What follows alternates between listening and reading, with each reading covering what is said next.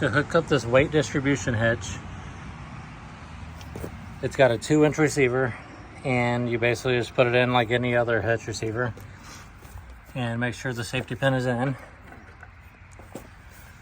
And then obviously you want to make sure that the camper is high enough. So we'll use this left switch to bring it up.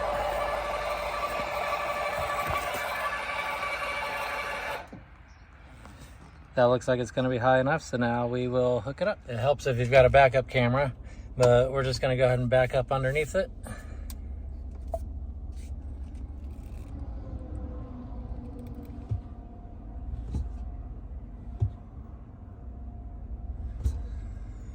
Right there looks about right. We're going to set our parking brake and go check it out.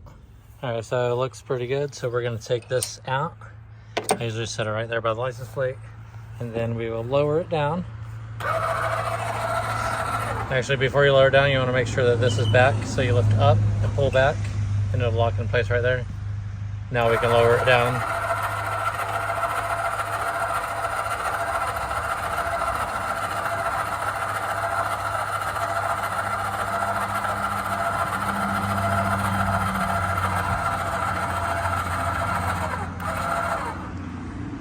Right there, as I noticed that it started pushing the whole truck down, I know it's all the way down, so I'm going to lift this up and let it slide forward.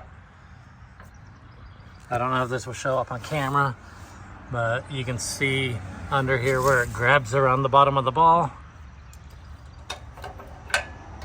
So I'm just going to slide it back and let it go back forward. So right there it's back, right there it's forward, so you know it's locked in place. And then at that point, you can put this pin back in there. And now we're ready to put the weight distribution bars on. In my camper, I always keep the weight distribution stuff up here in the front storage box. You can see right here, we've got the tool bag.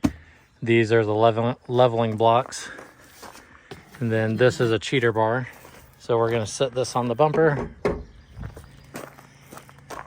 And then these are the weight distribution bars.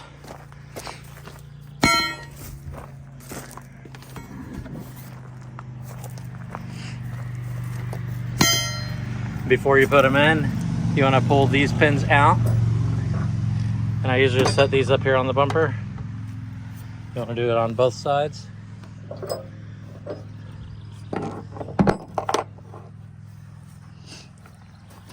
And the way these bars are going to work is this curved part right here is going to curve and go up into this hole right here. Sometimes it gives me problems not wanting to snap into place. If that happens, there's a tab right here that slides. I don't know if it'll show on camera, but it kind of slides in and out.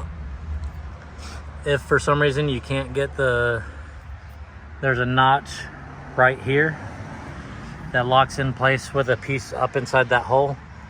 If you can't get it to lock, it might help to take a screwdriver or something and pry down on that while you shove the bar up, and it should help. So I'm gonna try to figure out how to get my camera to focus on this.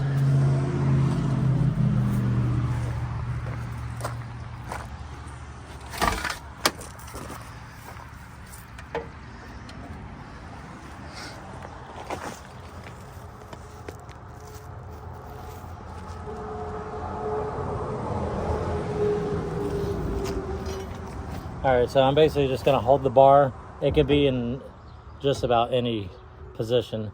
And you're just gonna slam it up. And you can see right there, locked into place.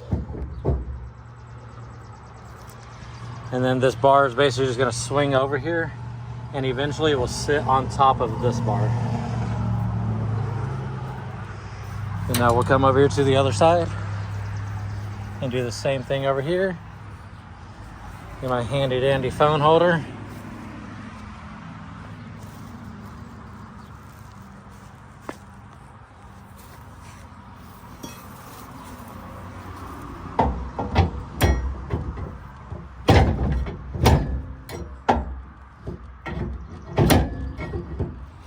Okay, so right now it's hard to get it's not wanting to grab it. It's staying in there right now, but it's not actually latched. So like if I wiggle it, it'll just fall out. But I could pull down on this tab up here.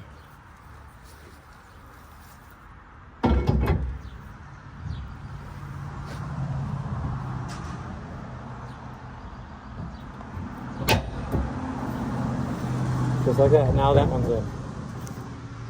And you can see on this side it's also too low. So I'll just kind of move it back out of the way. Make sure the other one is out of the way. Then we're basically going to use a switch. We're going to lower the jack or raise the jack, however you want to look at it. But we basically want this to pull the truck up.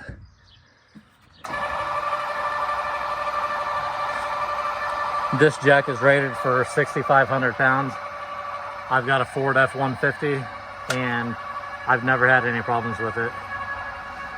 So you can see as the truck is being lifted, the bar is getting closer to that.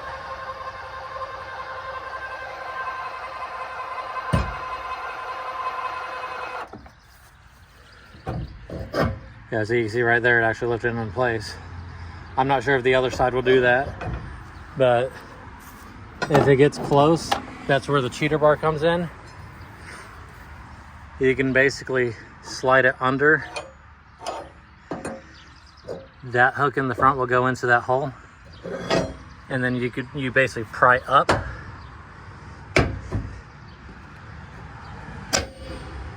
And it'll put it in place. Now that's in place, we'll grab these. You want to make sure that the top is facing inside. And with this bar, you want to go from the front to the back, so that if you throw a rock with your tires, if it's backwards, a rock could potentially hit the front of that and make it fall out. So we want to go from the front to the back.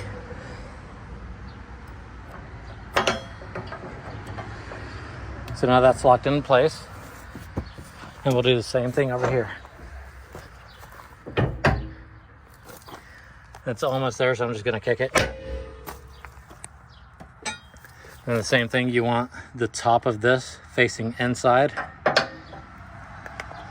And you want to take the safety pin from the front to the back.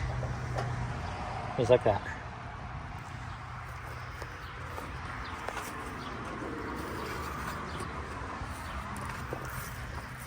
I'm going to put my level back in here so I don't forget it. And at this point, you can lower the trailer.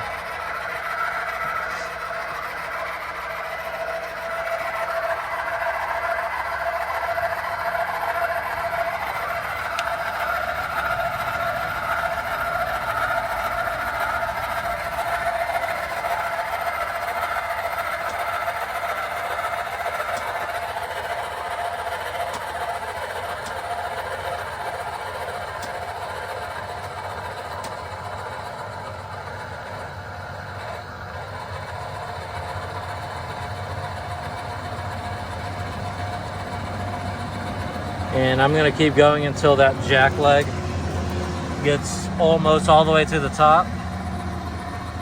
You can see there's a white piece of tape in there with an arrow. I'm actually going to stop it right before it gets all the way to the top, because if you go all the way until the jack forces itself to stop, it'll blow the fuse.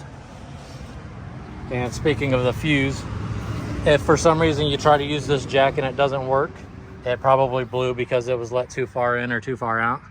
So you come up here behind the propane tanks. This is the battery box. Right behind the battery box, there's a wire right here. There's a fuse box right here. If you pop that open, you'll see a 30 amp fuse. That fuse is for the jack. If for some reason the jack isn't working, I have replacement fuses for that.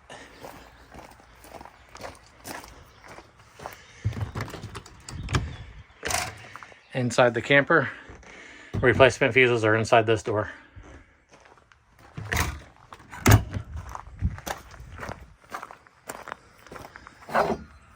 So now I'll put the cheater bar back in here.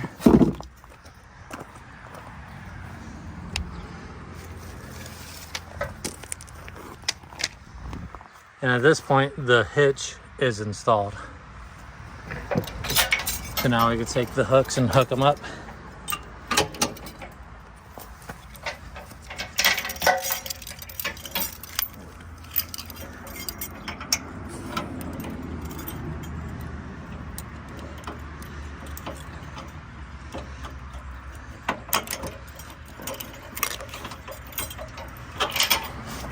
And with the skinny one, this cable is for the emergency brake. If you prefer to hook it directly through your frame, you're more than welcome to just run it through your frame. I always just run it through here, just for convenience.